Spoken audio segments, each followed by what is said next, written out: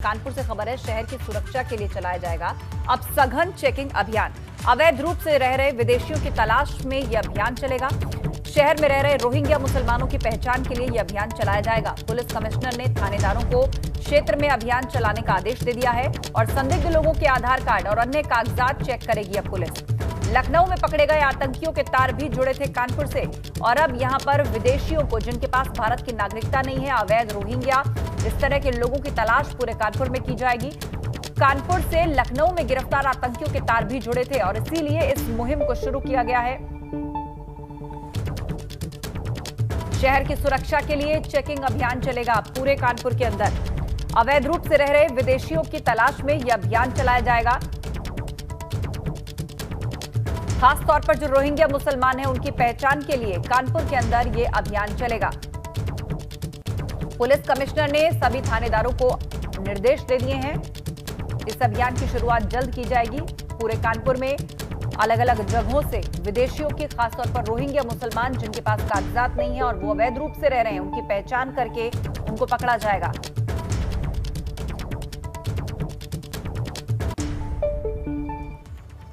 अगली खबर का रुख करते हैं। उत्तराखंड बोर्ड 10वीं और 12वीं का रिजल्ट घोषित हो गया है।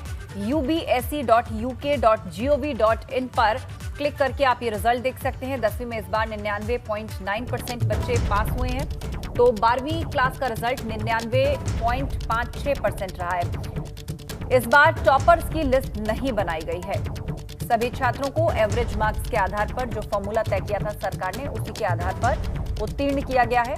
तो उत्तराखंड बोर्ड में 10th और 12th का रिजल्ट आ गया है। दोनों ही क्लासेस में 99% से ज्यादा पासिंग परसेंटेज रही है। इस बार टॉपर्स की लिस्ट नहीं बनाई गई है। ubse.uk.gov.in पर यह रिजल्ट चेक किया जा सकता है। 10th में इस बार 99.9%, 12th में 99.56% बच्चे पास हुए हैं। इस बार टॉपर्स लिस्ट नहीं बनाई गई है। तो इंतजार जिस बात का छात्र कर रहे थे कि जल्द ही उनका रिजल्ट आना चाहिए, जिससे वो अगली क्लासेस या फिर आगे यूनिवर्सिटी में अप्लाई कर पाएं, तो रिजल्ट डिक्लेयर कर दिया गया है उत्तराखंड बोर्ड का। और आज यूपी बोर्ड का भी रिजल्ट आ रहा है। इससे पहले सीबीएसई ने भी अपने नतीजे घोषित कर दिए, उसके बाद अब उत्तराखंड बोर्ड ने अपने नतीजे घोषित किए हैं।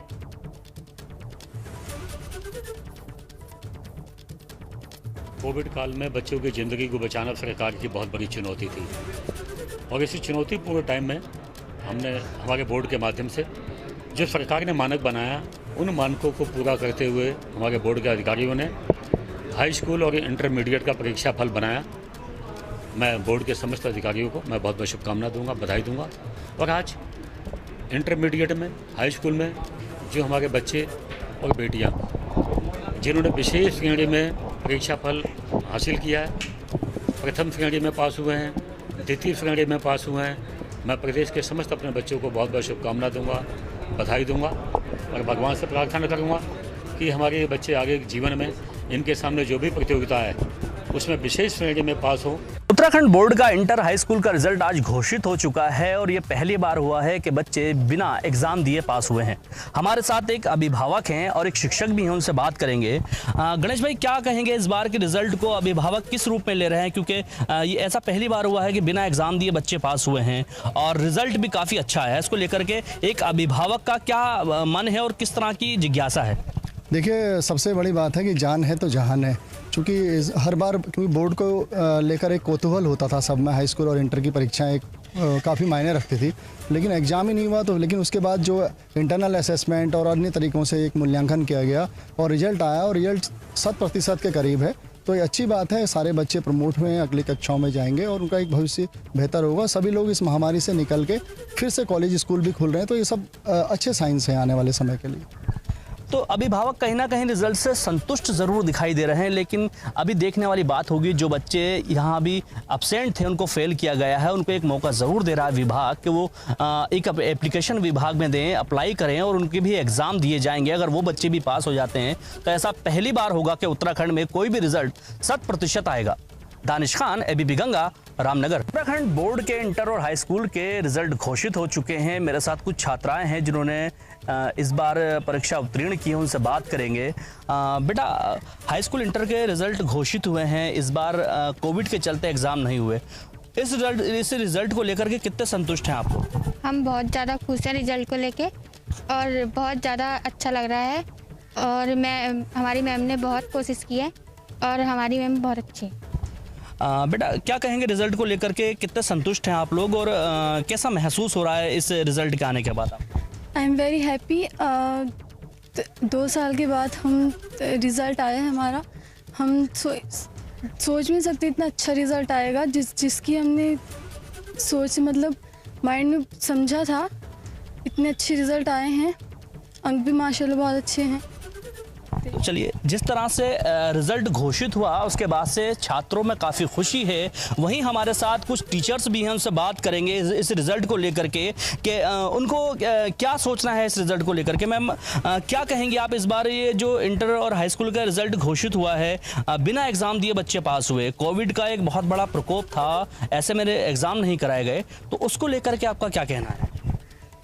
ये देखिए, बच्चों के अंदर एक ये कोविड-19 को लेकर एक आशंका थी कि मेरा रिजल्ट, पढ़ाई लिखाई कुछ हुई नहीं है और रिजल्ट मेरा बहुत ख़राब होगा, तो बच्चे जो चिंतित थे, तो एक इस तरह की जो हमारी गवर्नमेंट ने व्यवस्था की, जो सिस्टम हमारा बना, बहुत अच्छा बना और हम भी हैप्पी हैं और बच्चे भी बहुत ही, मतलब कि किस तरह कोई आशंका नहीं बच्चों के अंदर, बच्चे खुश हैं। कुछ बच्चे फेल हुए हैं जो अब्सेंस थे, उनको एक बार फिर से विभाग मौका दे रहा है कि वो लोग भी पास हो सकें, तो वो किस तरह से पास हो पाएंगे और क्या उनको करना होगा? ये तो अभी कोई, हमको तो देखो स्कूल में है, तो इस तरह की अभी हमारे पास कोई गाइडलाइन नहीं आई हुई है। अगर दोबारा उनको चांस दिया जा रहा है तो बहुत अच्छी बात है, तो उनके लिए कोई और व्यवस्था अपनाई जाएगी। उनका जो हमारे विद्यालय स्तर से जो कार्रवाई होनी चाहिए थी, दोबारा करवाएंगे और उनका बिल्कुल। देखिए, जो बच्चे पास नहीं हो पाए उनको एक बार फिर से विभाग मौका देने की बात कर रहा है। सबसे बड़ी बात यह है कि कोविड के चलते एग्जाम ना होने के बाद भी इससे कदर अच्छा रिजल्ट आना एक बहुत ही सोचने वाला विषय है। फिलहाल उत्तराखंड सरकार कोशिश कर रही है कि जो बच्चे फेल हुए हैं या जो बच्चे पेपर नहीं दे पाए थे, एक बार फिर से उनके एग्जाम कराए जा सके। वीडियो जर्नलिस्ट इफ्तिकार हुसैन के साथ दानिश खान, एबीपी गंगा, रामनगर। अगली खबर लखनऊ से। सीएम योगी से मिलने पहुंचे केंद्रीय मंत्री रामदास आठवले। आरपीआई ने यूपी में भाजपा से 8 से 10 सीट की मांग की है। रामदास आठवले ने मायावती पर निशाना साधा। दलित वोट अब बसपा के पास नहीं है, ये कहना है आठवले का। अब दलित वोट आरपीआई के साथ है। ब्राह्मण का वोट बसपा को नहीं, भाजपा को मिलेगा। मुस्लिम वोटर भी आरपीआई के साथ है, ये कह रहे हैं आठवले। ओवैसी के यूपी में आने से कोई फर्क नहीं पड़ेगा। ये पूरी बात उनकी सुनवा देते हैं, क्या कह रहे हैं। तो आने वाले 2000 फरवरी 22 के चुनाव में रिपब्लिकन पार्टी बीजेपी के साथ रहेगी। आरपीआई को एक 8-10 सीटें मिलती है तो मुस्लिम बहुल क्षेत्रों में रिपब्लिकन पार्टी मुस्लिम कैंडिडेट दे सकती है। और दलित समाज भी जो है, जो दलित समाज पर खाली मायावती का अधिकार नहीं हो सकता है, वैसा रिपब्लिकन पार्टी का भी दलित वोटों पर पूरा अधिकार है। और इसीलिए हम अभी लोगों को बताने के लिए आए हैं कि आज तक आपने बहन को देखा है, अभी अपने भाई को भी देखिए। और यहाँ रिपब्लिकन पार्टी ताकत से बीजेपी के साथ रहेगी।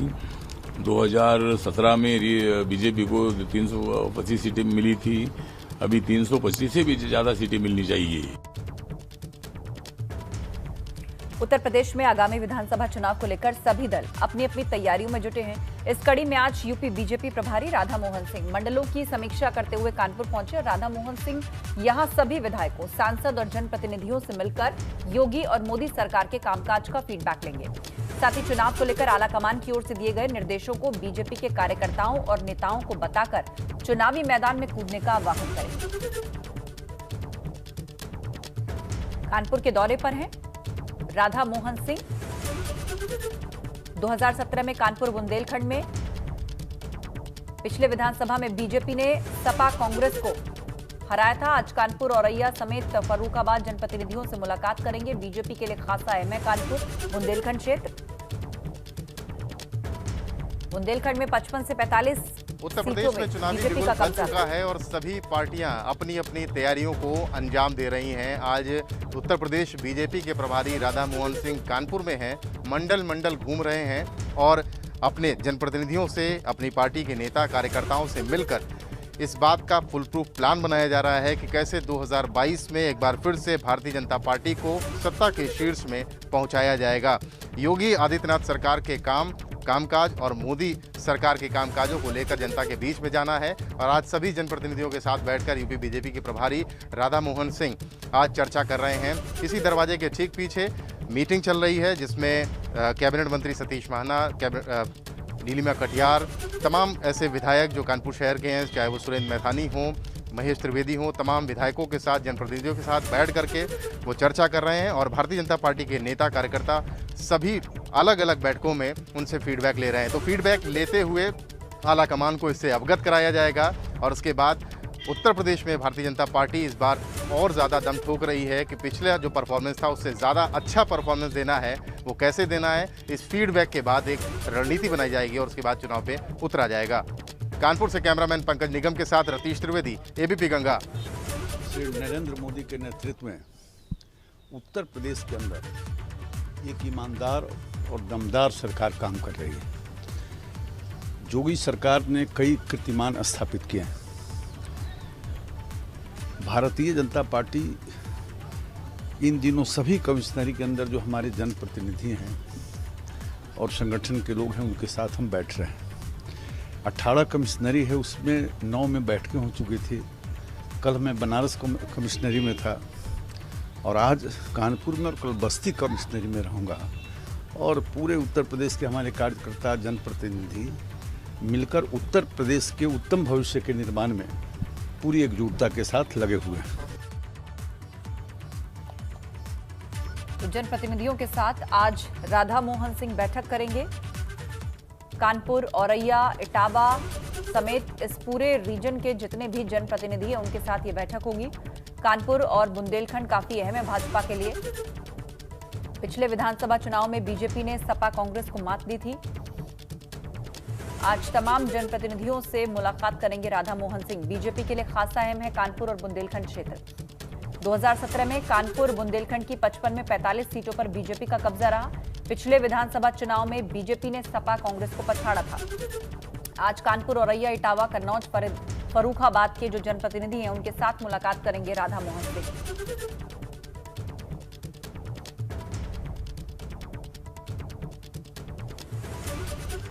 केंद्रीय गृह राज्य मंत्री अजय मिश्र ने अखिलेश यादव की जन आशीर्वाद यात्रा पर तंज कसते हुए कहा कि सपा परिवार की पार्टी है और ऐसे लोगों का जनता से कोई लेना देना नहीं। बीजेपी सिर्फ काम की और विकास की बात करती है, जबकि विपक्षी जाति की बात करते हैं। उत्तर प्रदेश में अब विकास की बातें पीछे छूटती जा रही है और जातियों सबसे आगे पहुंच रही है, क्योंकि जाति संगत सम्मेलन लगातार चल रहे हैं। हमारे साथ बातचीत के लिए मौजूद हैं केंद्रीय गृह राज्य मंत्री अजय मिश्रा जी। सर, समाजवादी पार्टी बलिया में जातिगत सम्मेलन कर रही है। भारतीय जनता पार्टी भी रामचंद्र जांगड़ा को आज भेजी है शामली में पिछड़ा सम्मेलन करने के लिए। किस तरीके से देखते हैं, अब विकास पीछे छूट गया, जातिगत सम्मेलन आगे हो गए? देखिए, भारतीय जनता पार्टी कभी जाति और धर्म की राजनीति नहीं करती है। समाजवादी पार्टी की जहाँ तक बात है, बसपा की है, वो जाति आधारित राजनीतिक दल ही है। हमारे यहाँ जो हमारा पार्टी का संगठन है उसमें पिछड़ा मोर्चा भी होता है, अनुसूचित मोर्चा भी है, महिला मोर्चा है, किसान मोर्चा है, युवा मोर्चा है। तो वो सब मोर्चों की अलग अलग बैठक होती है। तो उससे जो संबंधित नेता होते हैं वो अपने अपने मोर्चों की बैठकें करते रहते हैं। उस क्रम में तो भले हमारी मीटिंगें होती हैं, जो महिला मोर्चा, किसान मोर्चा, लेकिन हम जाति और धर्म के आधार पर कोई राजनीति नहीं करते। हमारा केवल एक सूत्री कार्यक्रम है, इस राष्ट्र का विकास हो, राष्ट्र के लोगों की सुविधाएँ बढ़ें, उनकी ज़रूरतें पूरी हों। हम केवल उसी पर काम करते हैं और उसी को लेकर के चुनाव में भी जाते हैं। राजनीतिक दल होने के नाते निश्चित रूप से चुनाव में हम अपने जो विकास के काम हैं उनको नीचे तक पहुंचाते हैं। और जहां तक ये समाज को बांट करके वोट को लेने की बात है, ये भारतीय जनता पार्टी का कभी एजेंडा नहीं रहा। जन आशीर्वाद यात्रा निकालने वाले अखिलेश ने ट्वीट किया है कि जनता के साथ इतना दुर्गति की गई कोरोना काल में, अब उन्हीं का आशीर्वाद लेने के लिए भाजपा ढोंग करने जा रही है। वो कह रहे हैं ना, उत्तर प्रदेश की अगर बात करें तो पूरे देश में उत्तर प्रदेश में सबसे कम संक्रमण की दर रही है, सबसे कम मृत्यु दर रही है। और जितनी जल्दी हमारे यहाँ उत्तर प्रदेश में नियंत्रण हुआ, आप अगर पूरी दुनिया की बात करें तो इस देश ने, और इस देश में बात करें तो उत्तर प्रदेश ने सर्वाधिक प्रभावी तरीके से कोरोना का नियंत्रण किया है। सुप्रीम से बातचीत करने के लिए तो केंद्रीय गृह राज्य मंत्री अजय मिश्रा जी, इनका कहना है कि लगातार समाजवादी पार्टी जिस तरीके से घेराव कर रही है, भारतीय जनता पार्टी ने कोरोना काल में सबसे बेहतर कार्य किया है। बच्चन वीरपाल के साथ अविनाश तिवारी, एबीपी गंगा, दिल्ली। और अब एक बड़ी खबर, मथुरा पहुंचे बसपा राष्ट्रीय महासचिव सतीश मिश्र विश्व प्रसिद्ध बांके बिहारी मंदिर में पूजा अर्चना करने पहुंचे। बीजेपी सरकार में ब्राह्मणों का उत्पीड़न हो रहा है, ये कहना है सतीश चंद्र मिश्र का। ब्राह्मणों के सम्मान के लिए ये सम्मेलन चल रहे हैं। इन दिनों बीएसपी प्रबुद्ध सम्मेलन करा रही है अलग अलग जगहों पर जाकर, और आज से दूसरे चरण का सम्मेलन शुरू होने जा रहा है। मथुरा में आज ये सम्मेलन रखा गया। उससे पहले बांके बिहारी मंदिर दर्शन करने के लिए पहुंचे। यहाँ पूजा अर्चना की सतीश चंद्र मिश्र ने और कहा कि बीजेपी सरकार में ब्राह्मणों का उत्पीड़न हो रहा है। विश्व प्रसिद्ध बांके बिहारी मंदिर में पूजा अर्चना की। बीजेपी सरकार में ब्राह्मणों का उत्पीड़न हो रहा है, ये सतीश चंद्र मिश्र कह रहे हैं। ब्राह्मणों के सम्मान के लिए ये सम्मेलन चल रहे हैं। नोएडा में बनने वाले जेआर एयरपोर्ट के लिए सीएम योगी की मौजूदगी में आज जमीन ट्रांसफर कर दी गई है। इस दौरान सीएम योगी ने कहा कि एयरपोर्ट बनने से बड़ी संख्या में रोजगार के मौके मिलेंगे।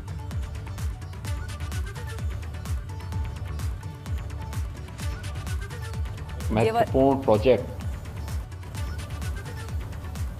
जेवर इंटरनेशनल एयरपोर्ट के रूप में विकसित हो रहे हैं।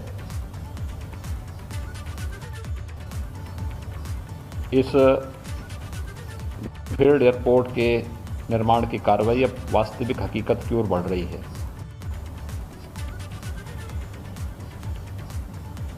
यह अतिरिक्त प्रसन्नता का विषय है कि यह प्रोजेक्ट हमारा उस क्षेत्र में स्थापित हो रहा है जहां पर किसी भी प्रकार का निवेश एक अपने आप में सपना होता था।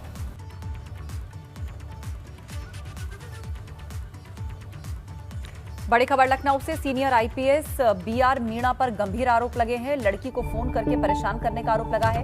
देर रात तक बार बार फोन करके परेशान करने का आरोप लगा है। लड़की के पिता ने ट्वीट कर सीएम डीजीपी से कार्रवाई की मांग की है। डीजीपी ने आईजीपीएसी को मामले की जांच सौंप दी है। तो देर रात बार बार फोन करने का आरोप लग रहा है एक लड़की को, सीनियर आईपीएस के ऊपर। लड़की के पिता ने ट्वीट करके सीएम डीजीपी से अब उन पर कार्रवाई की मांग की है। डीजीपी ने आईजीपीएसी को मामले की जांच सौंपी है।